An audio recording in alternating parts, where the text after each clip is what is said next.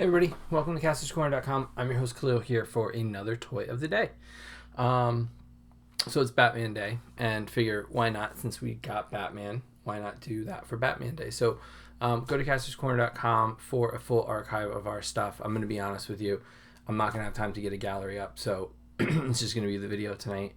I would like to take gallery pictures of these, but it's been a day. For those of you that have been watching, Jackson's not doing too well, so it was just rough just getting this up. So I'm going to be 100% honest with you. But I wanted to, I felt it was important for me to have some normalcy. So here I am. So you can check out the Cornercast podcast. You can follow us. We are at Castor's Corner on all social media. And sometime this week there will be a full gallery of these guys. So we're gonna do the Batman 66 from Mcfarlane, and I've got thoughts. I'll be honest with you. On camera right now, just holding these, they don't look too bad. They honestly don't, from this perspective.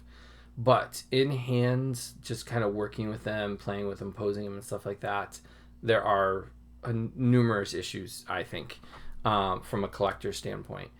I'm excited for the fact that they got the license and they were able to do the 66 stuff.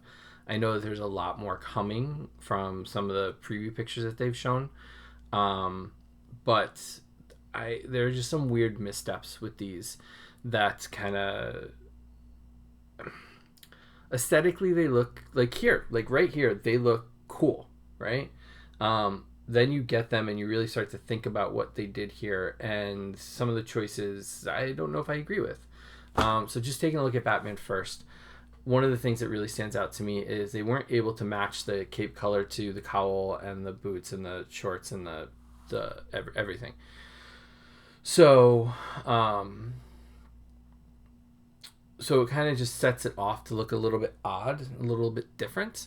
I knew that they were kind of slight color variations on the cartoon, but I don't really know how much they went for accuracy here.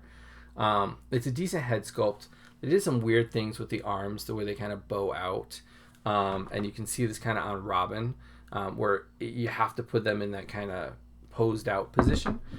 Because if you straighten them out, they kind of just look weird, like they're just posed a little bit weird.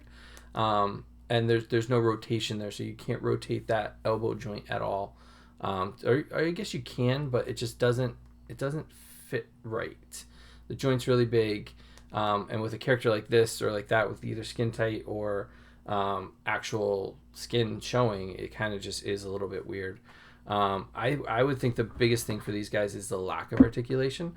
So there's nothing below the knee. There's nothing above the waist.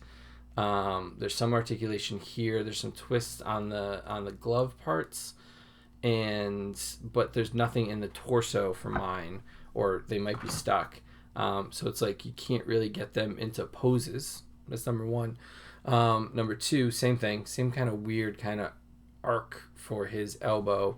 Nothing here for articulation on the knees, below the knees. Single joints on those, so they can sit in the car just fine, right? But there's no way to kind of really pose them out into kind of any action shots. Also, technically, they didn't get the cape right on Batman or Robin, actually. The cape should be above the cowl because it kind of held the cowl in place. And you can see that on the NECA version. And you can see that, and I guess the color changes are kind of much more apparent here. Where these two line up a little bit more, this is a much brighter blue with a much darker blue cape. So you can see the aesthetic differences here. Same thing with the Mattel one. You can see how they really match the colors there, but really missed it here. So those two kind of things stand out for me. Same thing with Robin. I think the colors are much better on this Robin than this Robin. I think this really kind of captures the Boy Wonder here pretty well. But they gave him a scalloped cape, which he never had on the cartoon, whereas on the show, whereas the Mattel one got that, and it was a little bit longer. They gave him a little bit of a short cape here, and it kind of sits a little bit weird. It doesn't kind of drape over him like it should. The no articulation's not the same. I think this head sculpt is much closer to Burt Ward at the time than this. So I think that some of the sculpting pieces here, the costume, the colors, making him a little more rounder, a little more barrel chested, I think it matches Burt Ward a lot more than this one did. So overall, I think this one's better than this one, but this one's still not there.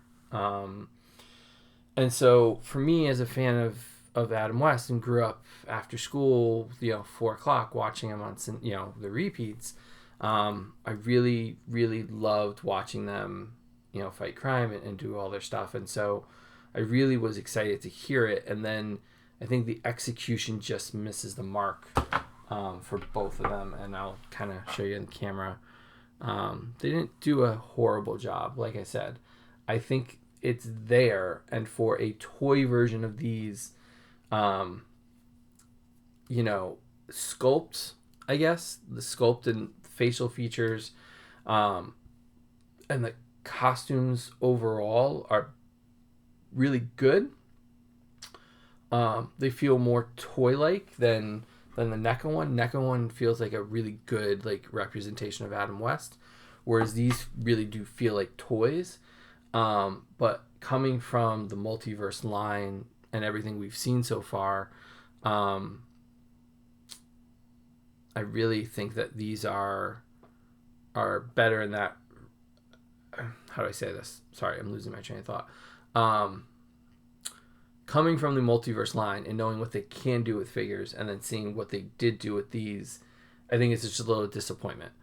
I think we expected multiverse, and this is what we got.